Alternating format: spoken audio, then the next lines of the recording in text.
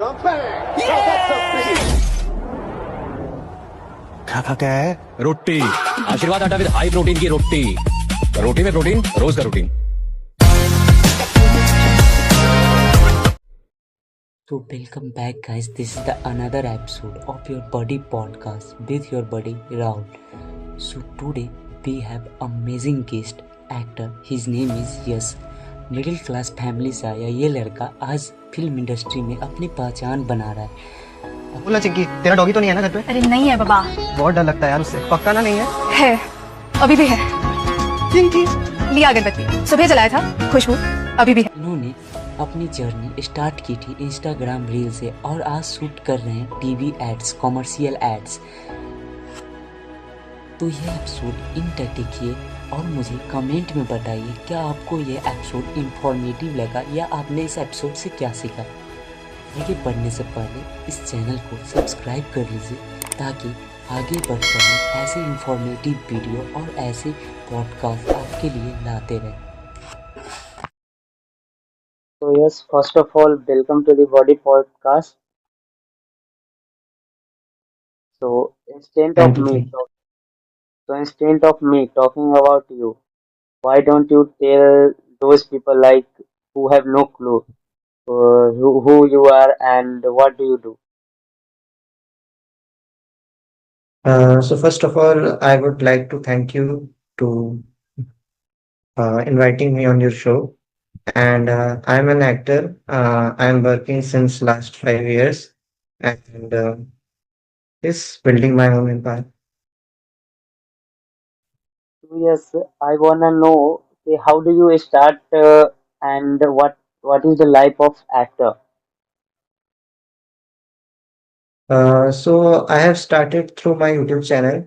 Uh, I have started my journey from 2019. So I keep on creating videos on YouTube and started giving online auditions. So from there, I got selected in a particular way. And what's the life of an actor? The life of an actor is very complex because sometimes you will get work and sometimes it will not. So you have to be very patient, very calm, and you have to follow a discipline in your life if you want to succeed. Sometimes they will not reply you and say we will tell you because it industry works on requirement basis.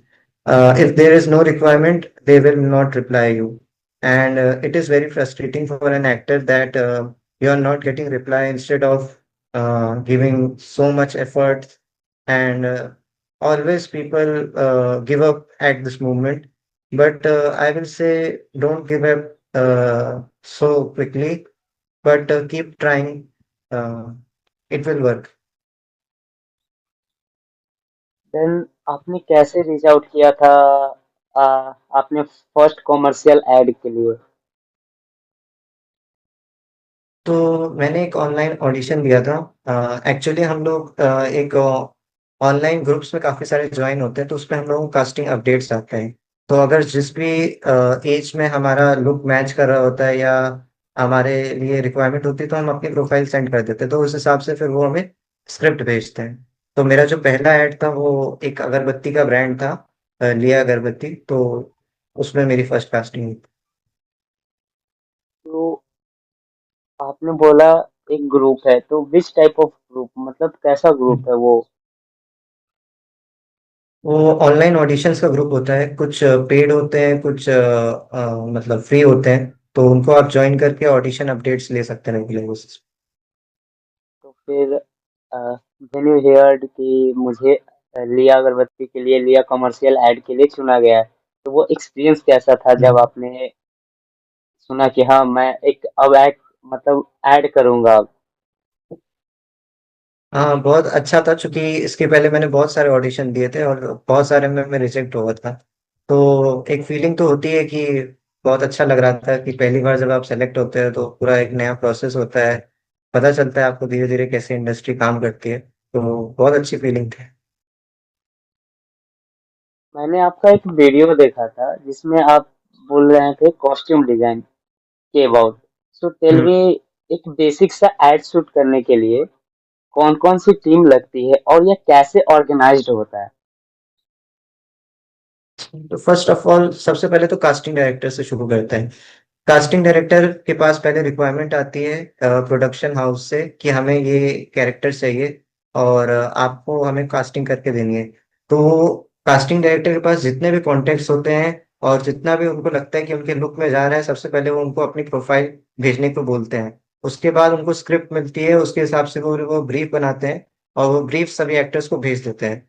उसके बाद फिर वो direction team को script send करते हैं। Direction team उसमें से 5 actors या 10 एक्टर्स को शॉर्टलिस्ट करती है और उसके बाद एक पीपीएम मीटिंग होती है हर एक शूट के पहले। व्हाट कम इज से कम पीपीएम? 5 या 10 दिन पहले एक पीपीएम मीटिंग होती है। पोस्ट प्री प्रोडक्शन मीटिंग होती है उनकी एक। तो व्हाट उसमें एग्जैक्टली उसमें एक्टर होता क्या है? प्रोड्यूसर, मैं वही बता रहा हूँ आपको कि उसमें डायरेक्टर प्रोड्यूसर और कास्टिंग डायरेक्टर मिलकर डिसाइड करते हैं कि हमारे कैरेक्टर के लिए सबसे बेस्ट एक्टर कौन सा जा रहा है। तो अगर प्रोड्यूसर ने कहा कि ये एक्टर अच्छा नहीं लग रहा है, क्योंकि एजेंसी से इन्वॉल्व होती है उसमें, जैसे कोई एजेंसी है और अगर उसको आप उस लुक में नहीं जा रहा है आपका कैरेक्टर, तो फिर वो आपको कास्ट नहीं करेंगे। तो तीनों की सहमति होना जरूरी है, कास्टिंग डायरेक्टर, डायरेक्टर और प्रोड्यूसर। तीनों मिलकर डिसाइड करते हैं कि आपका ऑडिशन कैसा है, मतलब उसको बार बार देखा जाता है कि क्या उसमें एक ऐसे ही यूनिक चीज है जो हमारे ऐड को स्पेशल बना सकती है। तो फिर वो उस हिसाब से डिसीजन लेते हैं अपना। उसके बाद आता है short listing process. Short listing का मैंने आपको बता दिया। फिर एक्टर्स को इन्फॉर्म कर दिया जाता है कि अब आपको अपनी डेट लॉक कर देनी है। अब आप कोई और दूसरा प्रोजेक्ट नहीं ले सकते इस दौरान, इस पीरियड के दौरान, जब तक आपको बोला ना जाए कि आप अपनी डेट्स रिलीज कर दो। तो आपकी डेट्स जो है लॉक हो जाती है उस पर्टिकुलर टाइम पीरियड के लिए। तो उसके बाद होता है कॉस्ट्यूम का प्रोसेस, जब आप लॉक हो जाते हो तब। और समटाइम्स ऐसा भी होता है कि आप शॉर्टलिस्टेड हो पर आपको लॉक नहीं किया जाता है। तो उस सिचुएशन में आपको बोला जाता है कि आप अपनी डेट्स रिलीज कर दो, हम आपको लॉक नहीं कर रहे हैं। तो ऐसा भी बहुत बार सिचुएशन होती है। तो लॉक होने के बाद कॉस्ट्यूम डिपार्टमेंट से हमें मैसेज आता है कि सेंड योर मेजरमेंट। तो अब आपकी पूरी बॉडी का मेजरमेंट आपको लेकर के भेजना होता है, जैसे किसी भी टेलर से आप करवा सकते हो काम। तो उसके बाद मेजरमेंट के बाद हमें कॉस्ट्यूम डिजाइनर का फोन आता है कि अब आप को एक दिन शूट के पहले हम कॉस्ट्यूम ट्रायल के लिए बुलाएंगे और उसमें डिफरेंट क्लोथ्स ट्राई करवाए जाते हैं एक्टर्स को कि उसमें कैरेक्टर में सबसे बेस्ट फिट कौन सा बैठ रहा है। और फिर वो कॉस्ट्यूम डिजाइनर जो होता है वो डायरेक्टर को वो सारी चीजें भेजता है कि ये क्लोथ में इस एक्टर का लुक ऐसा जा रहा है, ये कपड़े में ऐसा जा रहा है, तो आपको कौन सा लुक इसमें जम रहा है। तो फिर वो डायरेक्टर डिसाइड करता है कि उसके कैरेक्टर में कौन सा कॉस्ट्यूम सबसे बेस्ट बैठ रहा है, उस हिसाब से फिर वो डिसीजन लेते हैं। और इसमें ज्यादातर मेन रोल जो रहता है वो डायरेक्टर का ही रहता है। वही सब डिसाइड करता है कि ये प्रोसेस कैसे होता है। उसके बाद फिर आपको असिस्टेंट डायरेक्टर का एक मैसेज आता है कि आपका कॉल टाइम मतलब होता है कि आपको सेट पे कितने बजे पहुंचना है, आपका शूट कितने बजे स्टार्ट हो जाएगा। तो उसके आधा एक घंटा पहले ही आपको पहुंचना होता है। और ये सारा प्रोसेस है। और हाँ, मेनली इतना ही लोग इन्वॉल्व रहते हैं। और सेट पे आप जब जाएंगे तो और भी बहुत सारे लोग इन्वॉल्व रहते हैं, लेकिन मेनली जो एक एक्टर को जिनसे कोऑर्डिनेट करना होता है स्टार्टिंग में, वो इतने लोग होते हैं। तो अगर कोई बिगिनर है, जैसे आप हो बिगिनर, देन एक बिगिनर को कितने घंटे एक एड शूट करने के लिए काम करना पड़ता है और उसे कितना पेमेंट मिलता है, मतलब हाउ मच दे अर्न? तो पेमेंट तो डिपेंड करता है एजेंसीज के ऊपर। जैसे किसी एड का बजट ज्यादा हो सकता है, किसी ऐड का बजट कम हो सकता है। तो वो totally depend on the agency.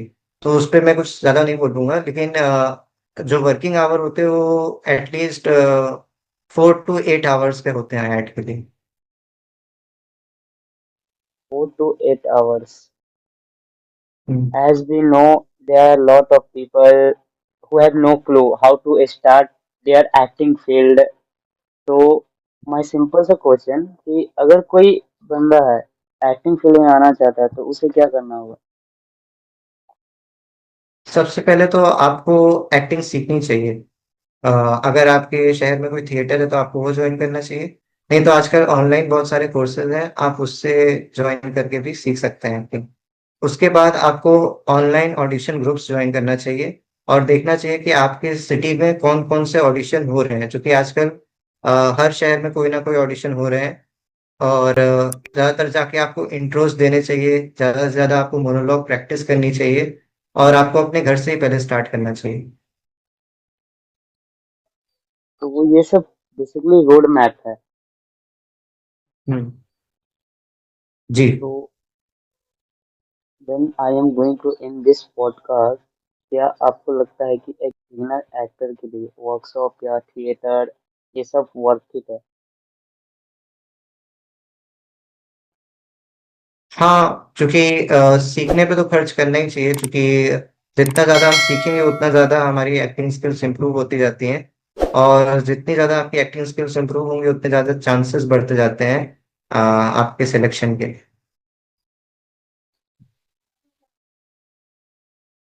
तो thank you for being a part of our podcast. Thank you so much. Yes. Thank you.